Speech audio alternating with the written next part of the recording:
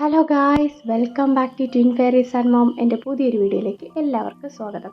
എൻ്റെ വീഡിയോ ആദ്യമായിട്ടാണ് കാണുന്നതെങ്കിൽ പ്ലീസ് സബ്സ്ക്രൈബ് ചെയ്ത് ബെല്ലൈക്കൺ ഒന്ന് എനേബിൾ ചെയ്യുക. അപ്പം ഞാനിടുന്ന വീഡിയോസ് എല്ലാം നിങ്ങൾക്ക് കറക്റ്റ് നോട്ടിഫിക്കേഷൻ വഴി കിട്ടും.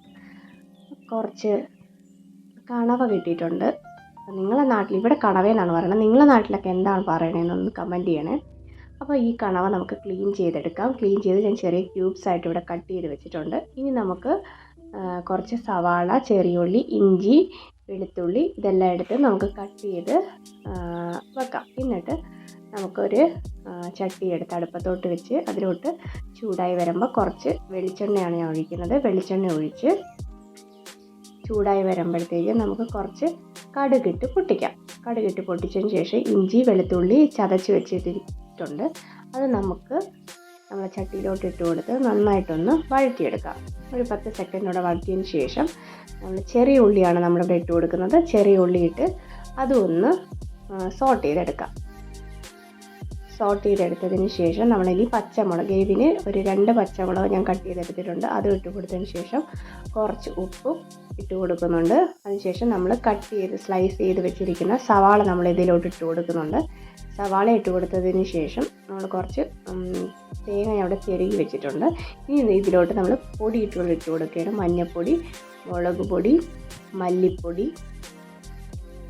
പിന്നെ കുറച്ച് ഞാൻ പെരുംജീരകത്തിൻ്റെ പൊടിയും കൂടി ഇട്ട് കൊടുക്കുന്നുണ്ട്. അതെല്ലാം ഇട്ട് കൊടുത്തതിന് ശേഷം അത് നന്നായിട്ടൊന്ന് സോട്ട് ചെയ്തെടുക്കുക. ആ പച്ച മണമൊക്കെ മാറുന്നിടം വരെ നമ്മളിതൊന്ന് സോട്ട് ചെയ്തെടുക്കുക.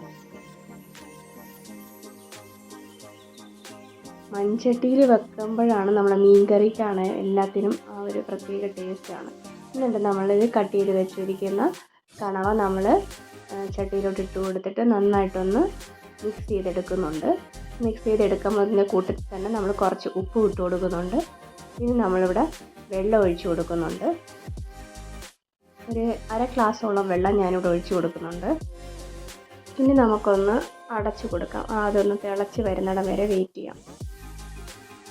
അപ്പം വെള്ളം നന്നായിട്ട് തിളച്ച് വന്നിട്ടുണ്ട്. ഇനി നമുക്ക് ഈ തിളച്ച് വന്നത് കറിയിലോട്ട് നമ്മുടെ തേങ്ങ ചേർത്ത് കൊടുക്കാം. നമ്മളിവിടെ കണവ തോരനാണല്ലോ, അപ്പം തേങ്ങ ആവശ്യത്തിനുള്ള തേങ്ങ നമ്മൾ ഇട്ട് കൊടുത്തിട്ട് നന്നായിട്ടൊന്ന് മിക്സ് ചെയ്തെടുക്കാം. ഇനി ആ തേങ്ങ അതിലോട്ടൊന്ന് കിടന്ന് വെന്ത് ആ വെള്ളവും കൂടെ ഒന്ന് വറ്റി വരണം. നമ്മൾ ഈ കണവയിൽ നിന്ന് തന്നെ കുറച്ച് വെള്ളം അതിൽ നിന്ന് ഇറങ്ങി വരും. കുറച്ച് വേവുള്ളതാണ് കണവയ്ക്ക്. അപ്പോൾ അതുകൊണ്ട് തന്നെ ഒരു 10 മിനിറ്റോളം നമുക്കിത് കുക്ക് ചെയ്തെടുക്കാം. നമുക്കിത് തുറന്ന് വെച്ചാണ് ഇപ്പോൾ നമ്മൾ വേവിക്കുന്നത്. കുറച്ച് കറിവേപ്പിലയും കൂടെ നമുക്ക് ഇതിലോട്ട് ഇട്ട് കൊടുക്കാം.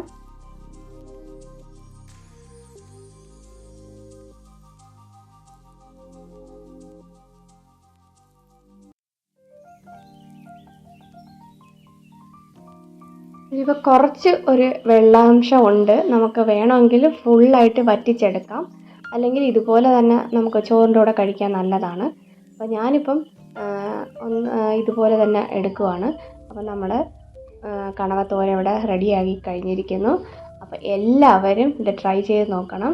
ഇഷ്ടമായെങ്കിൽ സപ്പോർട്ട് ചെയ്യണം. ഇനി ഒരു അടിപൊളി വീഡിയോയിലോട്ട് കാണുന്നവരേക്കും താങ്ക്സ് ഫോർ വാച്ചിങ്.